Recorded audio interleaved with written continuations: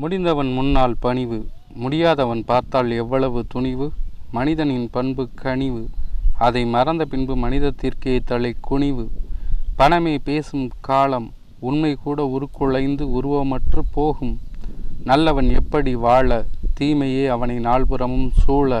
மனநோயின் பிடியில் மனிதன், அதை கூட அறியாமல் வாழ வைத்தான் இறைவன். மனிதனை மனிதனுக்கு வியாதி, அதை மறந்துவிட்டு மன்னித்து வாழ போனி. 100 பேரில் 4 பேரே உண்மை, அந்த 4 பேரை இறுதியில் சுமப்பானை உன்னை.